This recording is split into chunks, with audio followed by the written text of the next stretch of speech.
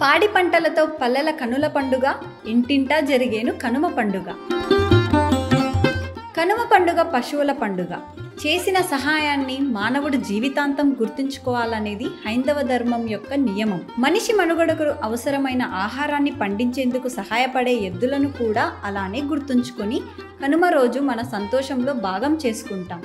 కనుమ అంటే రెండు కొండల మధ్యన ఉండే దారి. సూర్యుడి కాంతిపుంజములు దారి మారుతుంది కాబట్టి కనుమ అని పిలుస్తారు. కనుమ రోజు ఎద్దులను చెరువుల వద్దకు తీసుకువెళ్ళి స్నానం చేయించి పూజించి మెడలో పూలదండలు వేసి ఆభరణాలు తొడిగి తీపి పదార్థాలను నివేదిస్తారు. అలాగే మన పాడికి కారణమైన ఆవులను కూడా కృతజ్ఞతాపూర్వకంగా పూజిస్తారు. సిటీలో ఉండేవారు ఎద్దుల పూజ చేయడం కుదరని వారు ఏదైనా గోశాలకు వెళ్ళి గోపూజ చేయవచ్చు. పచ్చగడ్డి ఆహారంగా అందించడం, నవధాన్యాలు పెట్టడం చేయాలి. అలానే కనుమ రోజు మినుములు దానం ఇవ్వడం, మినుములతో చేసిన వంటలు తినడం చాలా మంచిది. ఇంటి ముందు వడ్ల కుచ్చులు కట్టి పక్షులకు ఆహారంగా ఇవ్వడం మహాపుణ్యఫలం. పశుశాలలో పొంగలి వండి పొలాల్లో చల్లుతారు. చిన్నపిల్లలు పెద్దలు గాలి పతంగులు ఎగురువేస్తారు. కనుమ రోజు కాకి కూడా కదలదు అంటారు కాబట్టి ఆ రోజు ప్రయాణాలు చేయరాదు.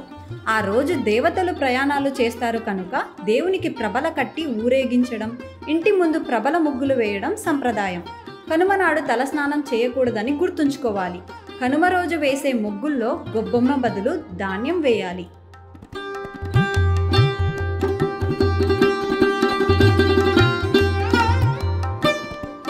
సంక్రమణం జరిగిన 3వ రోజు ముక్కనుమ. అయితే కనుమ ముక్కనుమను కలిపి జరుపుకుంటున్నాము. భోగి రోజు ఏర్పాటు చేసిన బొమ్మల కొలువును ముక్కనుమతో ముగిస్తారు. కొందరు ఇదే రోజున మాంసాహారం తింటారు. నిజానికి ముక్కనుమ పండుగ కాదనేది కొందరి వాదన. కేవలం 3 రోజుల పాటు జరుపుకునే భోగి, సంక్రాంతి, కనుమ రోజులను మాత్రమే సంక్రాంతి పండుగగా జరుపుకోవాలి. కోడిపుంజుల పందాలు, ఎద్దుల పందాలు కేవలం మనుషుల సరదాల కోసమే తప్ప ఇవి శాస్త్రోక్తమైనవి కావు. ఇలా సూర్య సంక్రమణాన్ని ఒక పండుగగా జరుపుకునే సంక్రాంతి మనకు ఆధ్యాత్మిక, శాస్త్ర సంబంధ విషయాలను, ప్రకృతి పట్ల ప్రేమను పెంపొందించే మహత్తరమైన వేడుకగా జరుపుకోవడం మన భారతీయ హైందవ సంస్కృతులు మనకు నేర్పించే సంస్కారం.